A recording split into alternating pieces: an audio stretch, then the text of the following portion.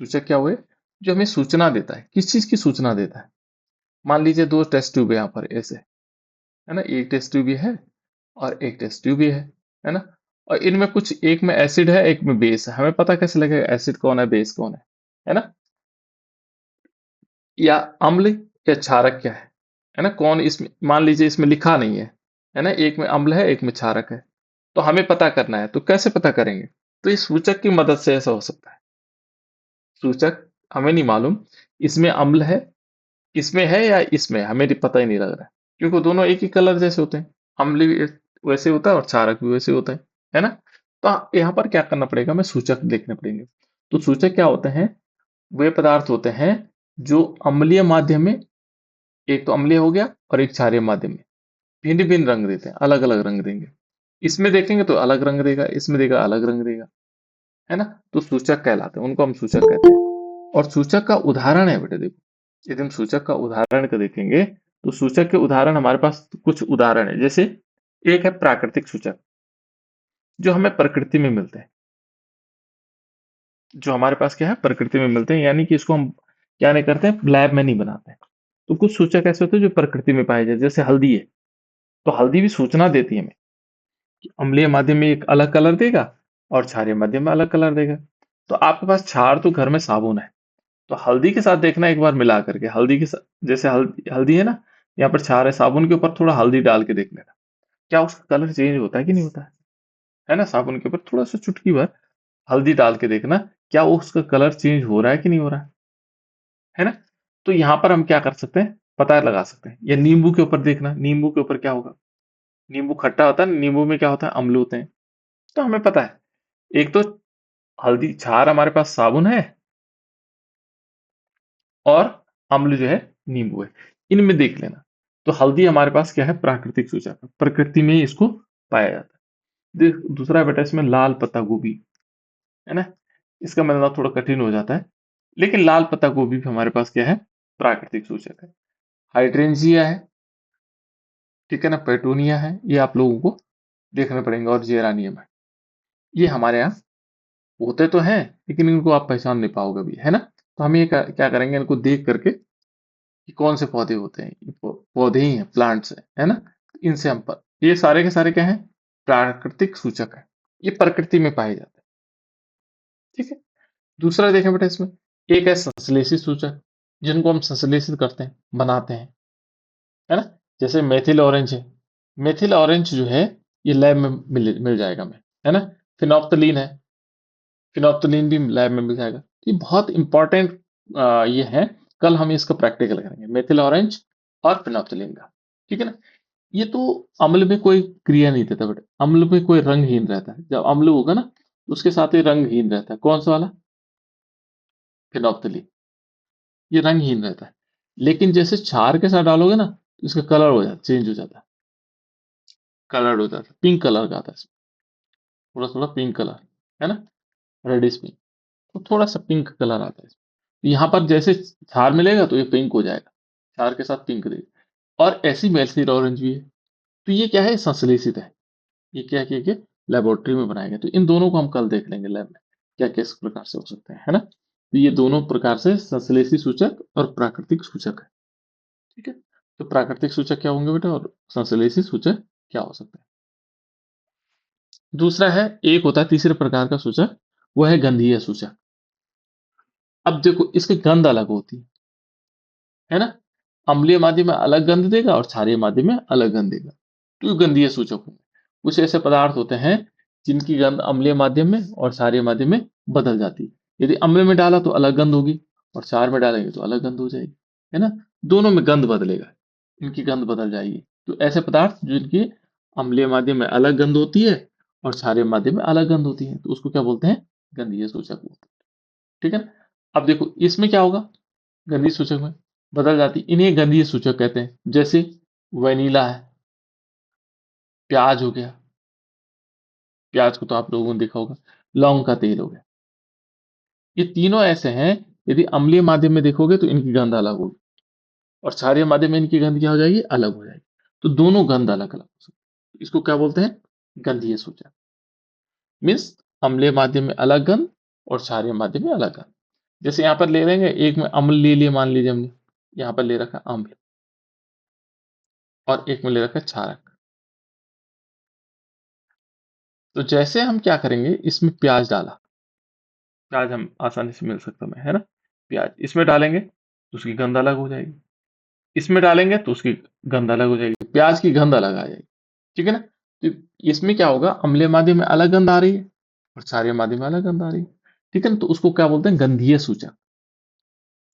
कौन सा माध्यम बताया बेटा आपने, एक तो अम्लीय माध्यम और दूसरा क्षारीय माध्यम, जिनमें अलग अलग गंध आएगी, तो वो है गंधीय सूचक।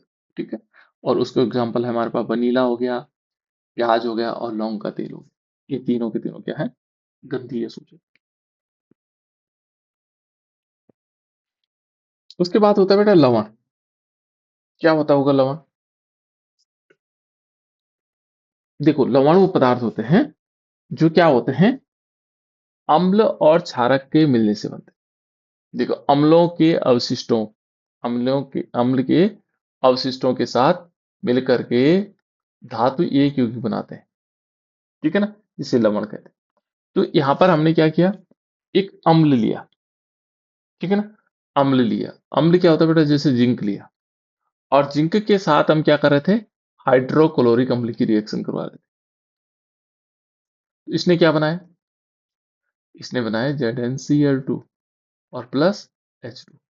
देखो एक रिएक्शन हम कर रहे थे बेटा, कॉपर के साथ हम HCl की रिएक्शन करवा रहे थे, लेकिन यहाँ पर रिएक्शन नहीं हो रही थी, हमने देखा नहीं हो रही थी, नो रिएक्शन। ये रिएक्शन होती भी नहीं बेटा। इसमें हम सक्रियता श्रेणी जब आगे पढ़ेंगे तो सक्रियता श्रेणी को देखेंगे।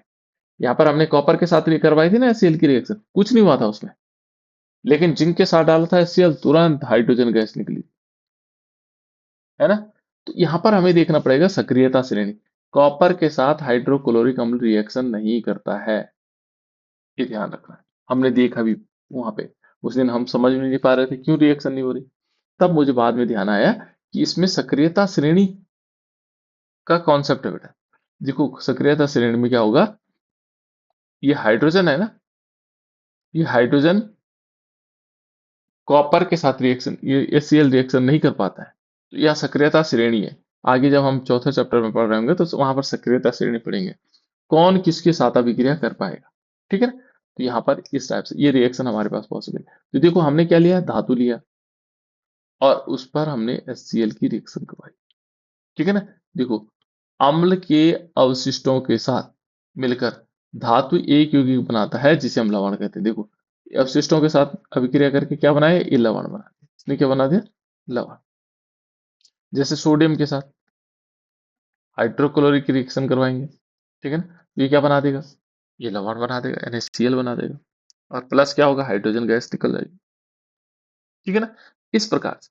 तो ये लवण है, ये साधारण लवण है, इसका नाम क्या बेटा, NaCl।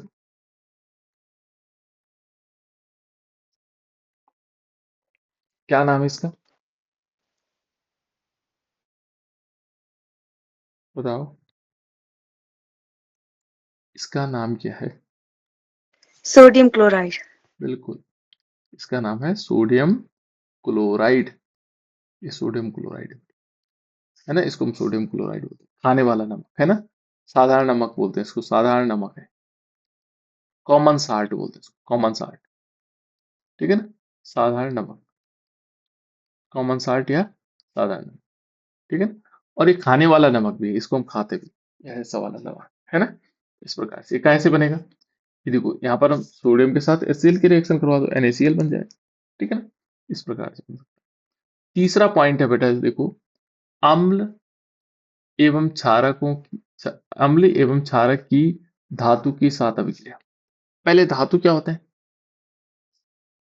धातु होते हैं बेटा, जैसे जिंक, जिंक एक प्रकार का धातु, कॉपर एक धातु है ना, एल्युमिनियम एक धातु है, और अन्य भी धातु हो सकते हैं, है ना, कॉपर, जिंक, निकेल धातु हो सकती है।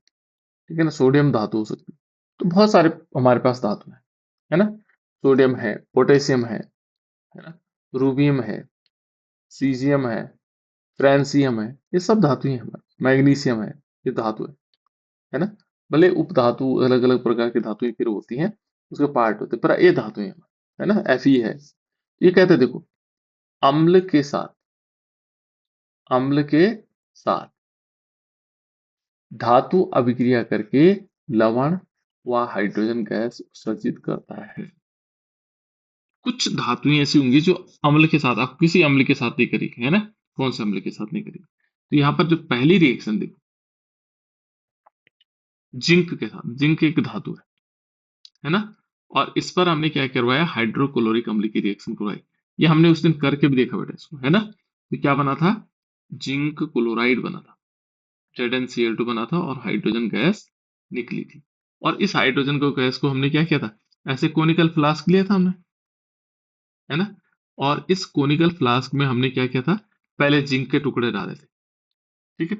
उसके बाद हम कॉर्क से, एक नली हमारी ऐसी बनी हुई थी, यहाँ से नली बना रखी थी, इसमें नल, यहाँ कॉर्क लगा हुआ था, और इसमें एक नली ऐसे बनी रखी, ऐसे ऐसे करके हमने बना रखा था उसको, ऐसे ऐसे और ऐसे थोड़ा सा ऊंचा भी करा, ठीक है ना। फिर हमने क्या कर रखा है, यहाँ से एक जार में इसको रखा, और इसमें क्या कर दिया था, पानी भर दिया। इसमें हमने क्या कर रखा था, पानी भरा था, ठीक है ना। यहाँ जिंक डाला, फिर इसके साथ HCl भी डाला था, हाइड्रोक्लोरिक अम्ल, और इसको टाइट बंद कर दिया था। फिर यहाँ से क्या हुआ, यहाँ गैस बनी, और वो गैस कहाँ से निकल रही थी, यहाँ से ऊपर गई यूं करके, और फिर यहाँ से निकल रही थी। और जैसे यहाँ निकल रही थी तो पानी के ऊपर निकल रही थी ऐसे, है ना। तो जैसे बुलबुले हमने यहाँ माचिस की तीली लगाई, वो तो जल रही थी, आवाज के साथ जल रही थी, है ना। तो इस प्रकार से क्या हुआ, देखो जिंक की हमने HCl के साथ रिएक्शन करवाई, और जिंक क्लोराइड बना, हाइड्रोजन गैस निकली, और यहाँ पर क्या बन रहा था, नीचे ये जिंक क्लोराइड बन रहा था, ठीक है ना, बिना किसी आग के भी, है ना। तो ये तो था अम्ल के साथ अभिक्रिया। दूसरा है बेटा, हमने क्षार के साथ, ये क्षार के साथ अभिक्रिया करवानी। तो क्षार के साथ कैसे अभिक्रिया हो सकती है, हमने किसके साथ रिएक्शन करवानी, क्षार के साथ। क्षार क्या होता है, जैसे सोडियम हाइड्रोक्साइड के साथ हमने लिया 2 मॉलिक्यूल सोडियम हाइड्रोक्साइड, और इस 2 मॉलिक्यूल हाइड्रोजन सोडियम हाइड्रोक्साइड के साथ जब रिएक्शन करवाते हैं जिंक की, तो ये मालूम क्या बन जाता है, सोडियम जिंकेट बनता है, Na2ZnO2 बनता है, और हाइड्रोजन गैस निकलती है। क्या निकलती है, हाइड्रोजन गैस। तो सोडियम हाइड्रोक्साइड जिंक के साथ अभिक्रिया करके और क्या बना देता है, सोडियम जिंकेट। इसको क्या बोलते हैं, सोडियम जिंकेट, याद रखना इसका नाम, इंपॉर्टेंट है। इसको क्या बोला जाता है, सोडियम जिंकेट, ठीक है, जिंकेट हो जाए, सोडियम जिंकेट आ जाए, है ना। इसको हम सोडियम जिंकेट कहेंगे। तो ये सोडियम जिंकेट बना देगा ये वाला, ठीक है ना, इस प्रकार से। तो ये है धातु के साथ अभिक्रिया। धातु के साथ किसकी अभिक्रिया करवाई हमने, अम्ल की और क्षारक की, दोनों की अभिक्रिया करवाई। दूसरा है धातु कार्बोनेट। क्या था बेटा धातु कार्बोनेट, ये याद करना आपको। धातु कार्बोनेट का मतलब क्या सूत्र होगा, और धातु हाइड्रोजन कार्बोनेट क्या है, दोनों का सूत्र बताना, बताओ।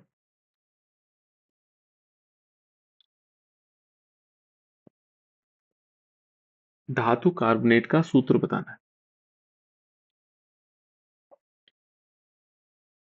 ये तो दूसरी बार बता रहा हूं। धातु कार्बोनेट क्या होता है, Na2CO3. Very good. देखो जो यहाँ पर देखो, धातु कार्बोनेट क्या होता है बेटा, हमने लिया Na2, ये धातु है, सोडियम धातु है, और CO3, इसका नाम क्या था बेटा,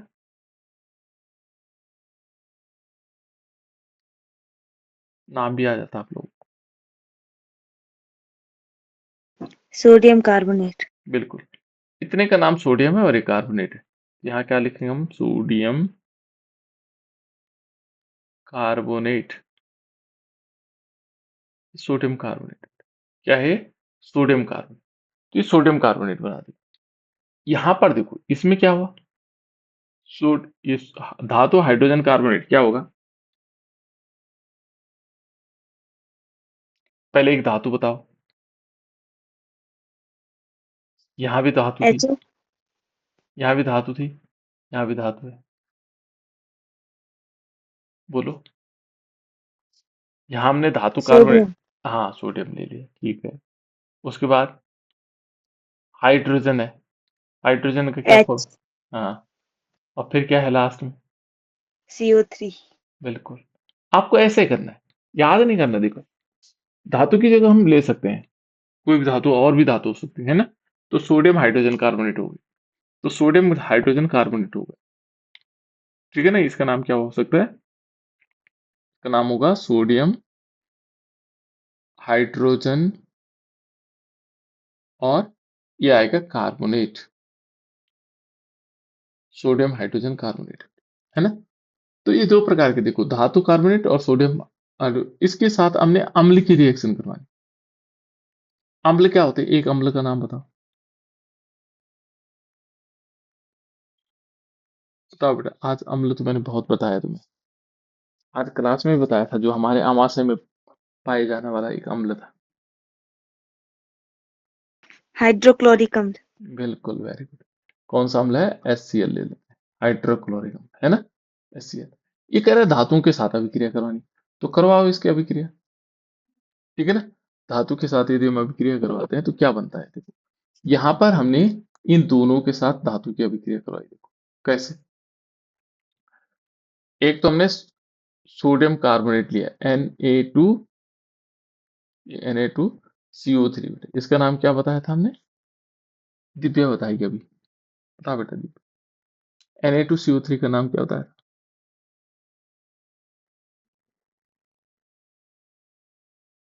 आयुष तो बता बेटा, आयुष तो गायब हो गई।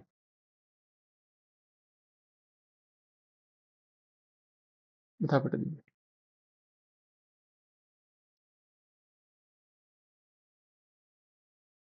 अभी तो बताया, अभी तो बताया था।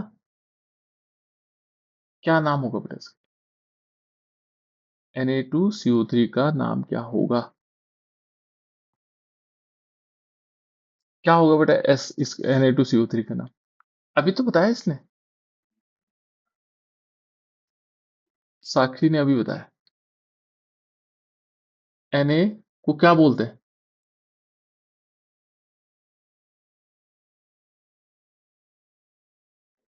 एक बार फिर बता दे बेटा साक्षी। Sodium carbonate. देखो, Na को बोलते हैं सोडियम, क्या बोलते हैं इसको? सोडियम। और CO3 को बोलते हैं कार्बोनेट, कार्बोनेट। क्या बताया बेटा दिव्या, ये क्या नाम है इसका? एक बार रिपीट कर, Na2CO3 का नाम। Sodium sodium carbonate. हाँ, यस, बताओ बेटा क्या नाम हुआ इसका? यस, बताओ बेटा, Na2CO3 का नाम क्या था? चलो कोई, ठीक है ना। तो यहाँ पर क्या है बेटा, इसको बोलते हैं सोडियम कार्बोनेट। और जैसे हम इसकी रिएक्शन किससे करवाते हैं? हाइड्रोक्लोरिक अम्ल से करवाते हैं, HCl की रिएक्शन करवाते हैं। देखो यहाँ पर क्या होगा, टू मॉलिक्यूल हमारे पास क्या होगा? HCl। HCl का नाम क्या बताया था दिव्या इसने?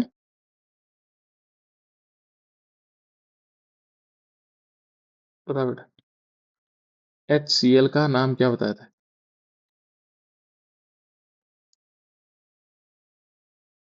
क्या नाम है बेटा इसका? साक्षी, हाइड्रोक्लोरिक अम्ल। क्या बोला बेटा इसने दिव्या? हाइड्रोक्लोरिक अम्ल। यस, क्या बताया बेटा इसका नाम?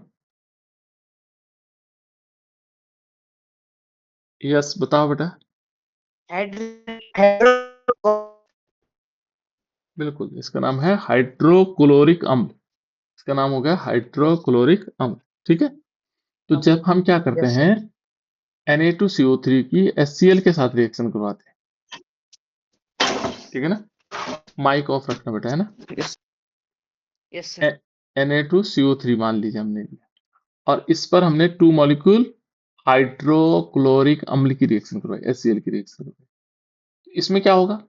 देखो, इसमें ये क्या कर देगा, ये जो Na है ना, ये दो HCl से, दो Cl से रिएक्शन करेगा, तो 2NaCl बना देगा। ठीक है ना, ये एक्वस ही रहेगा। और प्लस यहाँ क्या होगा, ये दो हाइड्रोजन है ना, ये इसके एक ऑक्सीजन से निकल करके H2O बना देगा। प्लस इसमें क्या हो जाएगा, CO2 बन जाएगा, कार्बन डाइऑक्साइड निकल जाएगा। तो ध्यान रखना, जब भी धातु कार्बोनेट होंगे, धातु कार्बोनेट, सोडियम कार्बोनेट, उस पर हम HCl की रिएक्शन करवाएंगे, तो इस प्रकार से कार्बन डाइऑक्साइड निकलेगा। इस रिएक्शन को हम कल करेंगे बेटा, याद दिलाना मुझे, है ना, कि हम क्या करेंगे, सोडियम कार्बोनेट की रिएक्शन हम क्या करेंगे, किसके साथ करवाएंगे, HCl के साथ। तो ये बनाएंगे, कार्बन डाइऑक्साइड बनेगा, है ना। तो कार्बन डाइऑक्साइड को फिर क्या करेंगे, अब पता कैसे लगेगा कार्बन डाइऑक्साइड, कार्बन डाइऑक्साइड को हम फिर क्या करेंगे, सोडा लाइम के साथ डाल देंगे, सोडा लाइम। तो सोडा लाइम में जैसे जाएगा, वहां वो कैसे हो जाएगा, मिल्की कलर हो जाएगा। तो हमें पता लग जाएगा कि ये क्या है, कार्बन डाइऑक्साइड निकल रहा है। ऐसे दूसरा नंबर आता है किसका, सोडियम हाइड्रोजन कार्बोनेट, इसको बोलते हैं बेटा धातु हाइड्रोजन कार्बोनेट, है ना। इसका नाम क्या है, सोडियम हाइड्रोजन कार्बोनेट। इनके नाम भी अलग है। सोडियम कार्बोनेट है ना, इसको धावन सोडा भी कहते हैं, क्या बोलते हैं, धावन सोडा। NaHCO3 को क्या बोलते हैं बेटा, NaHCO3 को क्या बोलते हैं बेटा, बेकिंग सोडा। Baking soda. बिल्कुल, बहुत बढ़िया। इसको बोलते हैं बेकिंग सोडा, है ना, बेकिंग सोडा, जो खाने में डालते हैं ना, यानी ब्रेड में, बहुत सारी चीजों। आगे इसका अभी पूरा डिटेल हमारे पास है ना, तो इसको हम और आगे पढ़ेंगे। तो बेकिंग सोडा को हम क्या करेंगे, ये डालेंगे HCl में, हाइड्रोक्लोरिक अम्ल, ठीक है ना। तो जैसे HCl में डालेंगे तो क्या होगा, ये क्या बना देगा, ये भी सोडियम क्लोराइड बना देगा। प्लस क्या होगा, H2O निकलेगा, प्लस क्या होगा, कार्बन डाइऑक्साइड निकलेगा। ये है बेकिंग सोडा को हमने हाइड्रोक्लोरिक अम्ल में डाला, NaCl बना, और H2O बनेगा और कार्बन डाइऑक्साइड, ठीक है ना। ये दोनों अभिक्रियाएं क्या हैं, जब हम अम्ल के साथ रिएक्शन करवाएंगे, किसकी, धातु कार्बोनेट और धातु हाइड्रोजन कार्बोनेट। कल हम प्रैक्टिकल करके देखेंगे, है ना, क्या क्या हो रहा है। तो इस प्रकार से चलते हैं, है ना। अब देखो उसके बाद और आगे चलते हैं। उसके बाद है उदासीनीकरण अभिक्रिया। तो उदासीनीकरण अभिक्रिया होती क्या बेटा, उदासीनीकरण अभिक्रिया, मैंने आज बताया था आप लोगों को कि अम्ल एवं क्षारक, जैसे हमने देखा कि हमारे अमाशय ऐसा होता है, अमाशय, अमाशय की संरचना ऐसे होती है बेटा, अमाशय, है ना, ऐसे होता है हमारा अमाशय, एक थैलेनुमा संरचना होती है। यहाँ हाइड्रोक्लोरिक अम्ल निकलता है ऐसे, है ना। फिर आगे यहाँ पर मैंने बताया ना, जो जो हमारे शरीर में एक्सेप्टेबल नहीं होते हैं, उनको यहाँ से बाहर निकालता है, जो उल्टे के रूप में बाहर आ जाता है। तो यहाँ से एक पॉइंट होता है जिससे वापस आ जाता है भोजन, जब माना कोई बासी भोजन या हमारे शरीर के लिए उपयुक्त तो नहीं है। उसके बाद होता है ड्यूडेनम, ऐसे बड़ा सा, बड़ी सी एक नली टाइप। और यहाँ पर लगा होता है फिर पैंक्रियाज, सॉरी पैंक्रियाज कह रहा हूँ, ये लीवर, लीवर होता है ऐसा, ठीक है ना, ऐसे लीवर होता है। और इस लीवर के अंदर होता है बेटा एक छोटी सी ऐसी, छोटी सी क्या होती है, नली, जिसको बोलते हैं पित्ताशय, है ना, बाइल डक्ट बोलते हैं, अंग्रेजी में बोलते हैं बाइल डक्ट, और वैसे पित्ताशय। ये लीवर है हमारा, क्या है, लीवर। लीवर नहीं बोलते लीवर खराब है ना, लीवर सही हो रहा है पाचन के लिए, तो इसको बोलते हैं यकृत, बोलते हैं हिंदी में बोलते हैं यकृत, और अंग्रेजी में बोलते हैं लीवर, ठीक है। अब मैंने कहा था ना उदासीनीकरण अभिक्रिया से बता रहा हूँ, यहाँ से ये इसका माध्यम हो गया था अम्लीय। जैसे यहाँ पर आता है भोजन, क्योंकि अब अम्लीय रहेगा तो आगे नुकसान पहुंचा सकता है हमारे हाथों को, अम्लीय है ना। तो ये जैसे यहाँ पर भोजन आता है, उस भोजन में क्या मिल जाता है, पित्तरस मिलता है।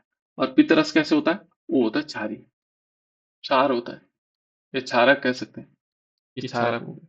तो जब अम्ल और क्षारक मिलता है तो उदासीन हो जाता है, उसके बाद वो उदासीन हो जाता है, यहाँ उदासीन हो गया, है ना। तो वही अभिक्रिया उदासीनीकरण में क्या होता है, उदासीनीकरण में अम्ल एवं क्षारक, एक तो अम्ल हो गया और एक क्षारक हो, की अभिक्रिया के परिणाम स्वरूप लवण और जल बनते हैं, लवण और जल बनते हैं। और इस अभिक्रिया को कहते हैं उदासीनीकरण अभिक्रिया। यहाँ पर भी क्या होगा, उदासीन हो जाएगा, उसका कोई असर नहीं रहेगा। और जैसे देखो हमने लिया NaOH, क्या बेटा, NaOH का नाम क्या था, सोडियम हाइड्रोक्साइड। Very good. क्या बताया बेटा इस दिव्या ने, दिव्या क्या बताया इसने, साक्षी ने, बता बता, दिव्या बताओ बेटा, NaOH का नाम क्या बताया, दिव्या बताओ बेटा, NaOH का नाम क्या बताया इसने, Na का नाम क्या होता है, Na का, फिर एक बार बता बेटा, साक्षी बता, साक्षी बता बेटा इसके। Sodium hydroxide. सोडियम, सोडियम बिल्कुल हाइड्रोक्साइड। बिल्कुल, सोडियम हाइड्रोक्साइड। Na को बोलते हैं बेटा सोडियम, OH को बोलते हैं हाइड्रोक्साइड। और इस पर हम क्या करवाते हैं, HCl की रिएक्शन करवाते हैं। HCl का नाम क्या था?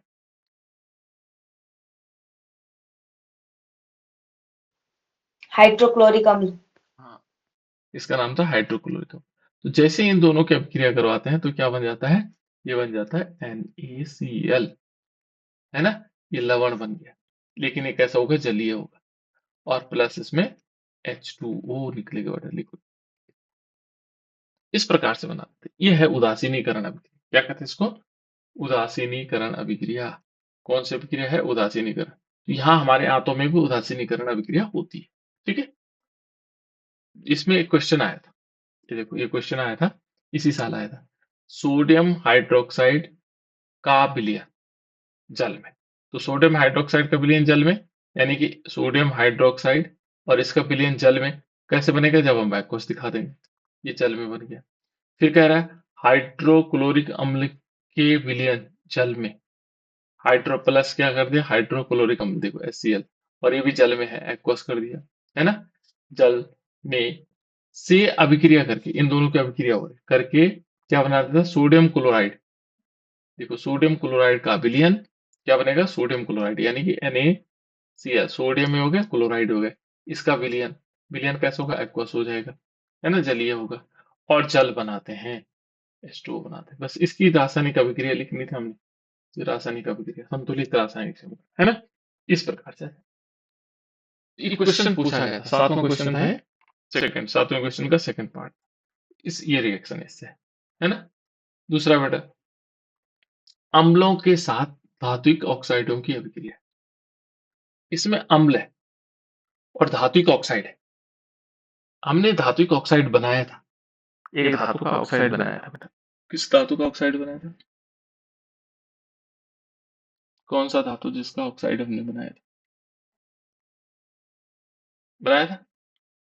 आज मैंने इंटर वालों को बताया भी था बेटा, है ना, प्रैक्टिकल लैब में ये बताया था कि जैसे मान लीजिए हमने मैग्नीशियम लिया और इसके हमने ऑक्सीजन के साथ जलाया, तो ये क्या हुआ था, ये बना था मैग्नीशियम ऑक्साइड, ये धातु ऑक्साइड हो गया, है ना।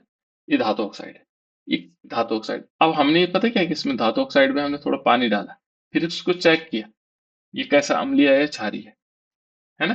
तो इस प्रकार से देखो, अम्लों के साथ धात्विक ऑक्साइडों की अभिक्रिया।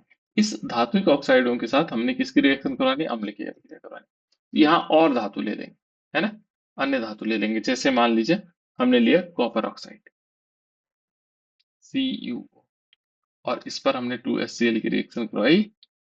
HCl का नाम क्या था बेटा? ये बार बार इसलिए पूछ रहा हूं ताकि आपको याद हो जाए।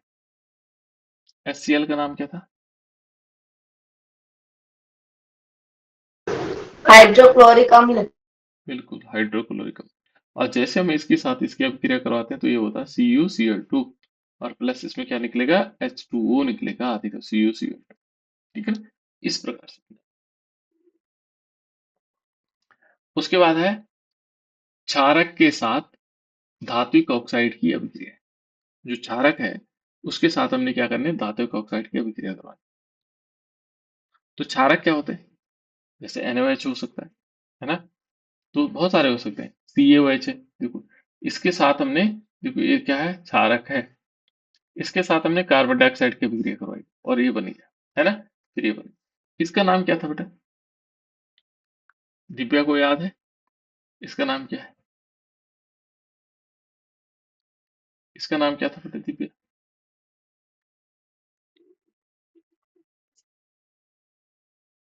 ये तो याद हो जाना चाहिए था। क्या नाम है? सर हाँ हाँ, कार्बन वो डाइऑक्साइड। ये वाला है बेटा, ये कार्बन है और डाई ये है, ऑक्साइड ये है, देखो कार्बन डाइऑक्साइड ये है। इसका पूछ रहा हूँ मैं, पहले वाले का।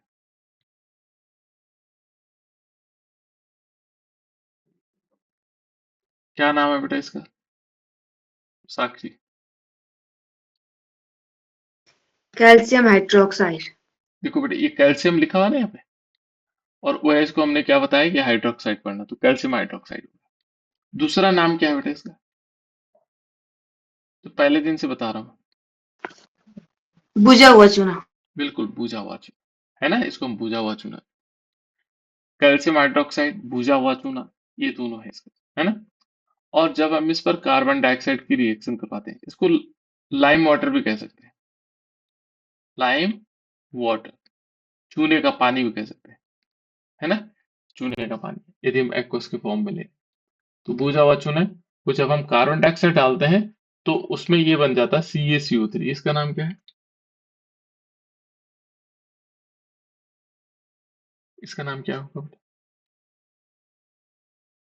क्या होगा दिव्या? Calcium carbonate. बिल्कुल, इसका नाम है कैल्शियम कार्बोनेट। ये कैल्शियम है और ये वाला है कार्बोनेट, तो ये कैल्शियम कार्बोनेट हो जाएगा। और इसका, ये किस चीज का सूत्र है? किस चीज का सूत्र है? संगमरमर का। बिल्कुल, ये है बेटा संगमरमर का सूत्र है। ठीक है ना, संगमरमर का सूत्र भी है, संगमरमर जो होता है उसका सूत्र ही होता है, और H2O निकल जाता है इसमें। ठीक है ना, तो इस प्रकार से हम क्या कर सकते हैं, धात्विक ऑक्साइडों के साथ क्षारक की अभिक्रिया करा सकते हैं। उसके बाद होते हैं बेटा क्षारक। क्षार क्या होता है? तो यहाँ एक चीज का ध्यान रखना, सभी जो दो शब्द है ना हमारे पास, एक है क्षारक और एक है क्षार, दो शब्द है ना। तो ये कहता है कि जो सभी क्षारक हैं, जितने भी क्षारक होते हैं, जल में घुलनशील नहीं होते हैं। सभी नहीं होते हैं जल में घुलनशील, इसमें से कुछ जल में घुलनशील होते हैं। ठीक है ना, सभी क्षारक जल में घुलनशील नहीं होते हैं। जल में घुलनशील क्षारकों को हम क्षार कहते हैं। जो जल में घुल जाते हैं क्षारक, उनको हम बोलते हैं क्षार। सभी जो हैं, जो क्षारक होते हैं, वो जल में घुलनशील नहीं होते हैं। लेकिन जो घुलनशील होते हैं उनको हम क्या बोलते हैं? उनको क्षार बोलते हैं। ठीक है ना, उनको क्या बोलते हैं? क्षार बोलते हैं। तो ये अंतर है बेटा इसमें, है ना। तनुकरण क्या?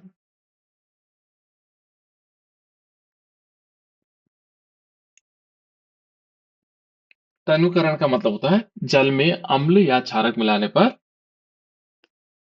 पर आयन की सांद्रता में प्रति इकाई आयतन में कमी हो जाती है, और इसे कहते हैं तनुक्षारण।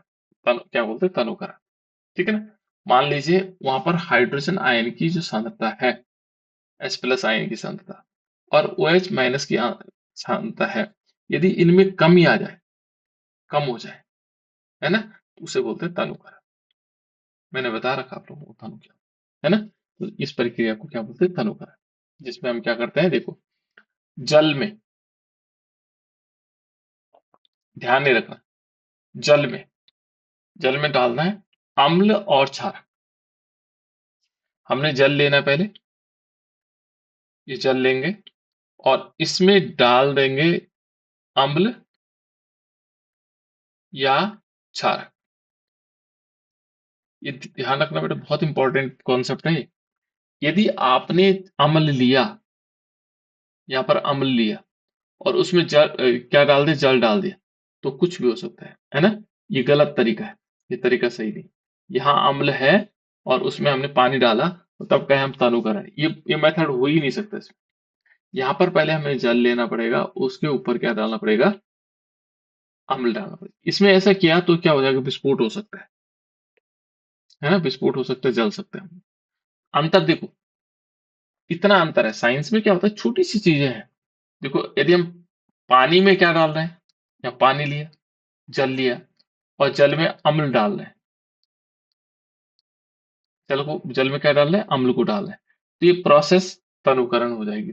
लेकिन थोड़ी सी हमने क्या किया, यहाँ अम्ल लिया, जबकि दोनों एक ही प्रोसेस है ना। यहाँ हमने अम्ल लिया, लेकिन इसमें ऊपर से यदि पानी डाल दिया, तो बस गड़बड़ हो जाएगा, ये विस्फोट कर जाएगा। ये तरीका गलत है। तो हमें तनुकरण के लिए क्या करना पड़ेगा? जल में हमें क्या करना पड़ेगा? पानी डालना, वो सॉरी, अम्ल डालना पड़ेगा।